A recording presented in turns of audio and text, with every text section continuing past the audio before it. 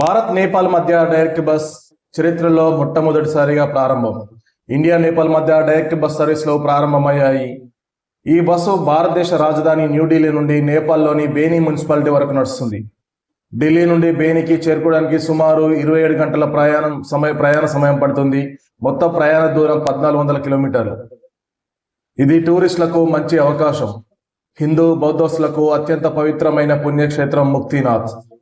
ఇప్పటి వరకు అక్కడికి వెళ్ళాలంటే విమానాలు లేదా మల్టీ లెగ్ ప్రయాణాలతో భక్తులు ఎంతో ఇబ్బంది పడేవారు. ఈ సమస్యకు పరిష్కారం దిశగా భారత్ నేపాల్ సరిహద్దు మధ్య ఆధ్యాత్మిక పర్యాటకాన్ని ప్రోత్సహించడానికి Nepal Bharat friendship bus service ఫిబ్రవరి 4 నుంచి ప్రారంభమైంది. ఇరు దేశాల మధ్య రైల్వే ప్రయాణాలు జరుగుతున్నప్పటికీ డైరెక్ట్ బస్ సర్వీస్ ప్రారంభం ఇదే మొదటిసారి. జయనగర్ ఖుర్దా రైలు మార్గం ఇప్పటికే అందుబాటులో ఉండగా రక్సాల్ నుండి కాఠ్మండు వరకు కొత్త రైల్వే నిర్మాణానికి చర్చలు జరుగుతున్నాయి. ప్రతిరోజు ఉదయం 6:45 బేని నుండి బస్సు బయలుదేరుతుంది.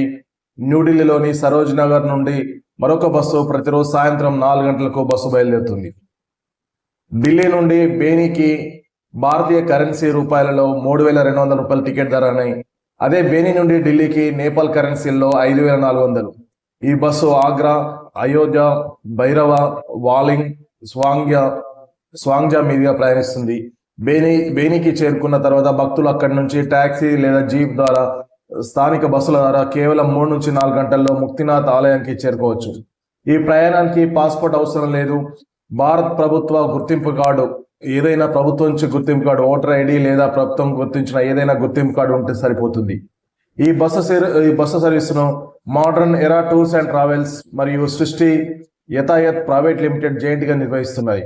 సముద్ర మట్టానికి 3,710 మీటర్ల ఎత్తులో ఉండే ముక్తినాథ్ క్షేత్రానికి ఏటా లక్షలాది మంది భక్తులు వెళ్తుంటారు. ఈ నేరుగా బస్ సర్వీస్ వల్ల ప్రయాణ ఖర్చులు, సమయం గణనీయంగా తగ్గుతాయని అధికారులు వెల్లడించారు. మరియు నేపాల్, ఇండియా మధ్య మంచి దౌత్య సంబంధాలు ఉన్నాయి. వీటిని రోటీ బేటీ కా రిస్తా అని పిలుస్తారు. అంటే ఆహారం, బంధుత్వం మధ్య ఉన్న బంధం అని అర్థం. ఇరు దేశాల మధ్య సంబంధాలకు 1950 నాటి శాంతి మరియు స్నేహ ఒప్పందం పునాది. ఈ ఒప్పందం ప్రకారం ఇరు దేశాల ప్రజలు వీసా లేకుండా ఒకరి దేశంలోకి మరొకరు ప్రవేశించవచ్చు. నేపాలీ పౌరులు భారతదేశంలో ఆస్తులు కొనవచ్చు, వ్యాపారాలు చేయవచ్చు, ప్రభుత్వ ఉద్యోగుల్లో కూడా చేరవచ్చు. నేపాల్కు భారతదేశమే అతిపెద్ద బిజినెస్ పార్ట్నర్. మోతిహారి నుండి అమల్కేన్ గంజ్ వరకు ఉన్న పెట్రోలియం పైప్లైన్ ద్వారా నేపాల్కు ఇంధన సరఫరా జరుగుతుంది.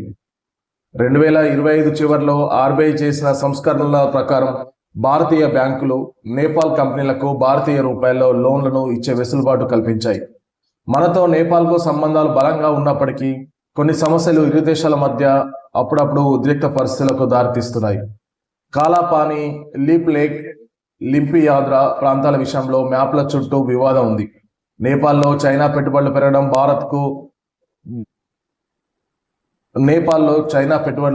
భారత్కు ఆందోళన కలిగిస్తుంది. నేపాల్ దిగుమతులు ఎక్కువగా ఉండడం వల్ల రెండు దేశాల మధ్య వాణిజ్య అన్బ్యాలెన్సింగ్ గా ఉందని చెప్పుకోవచ్చు.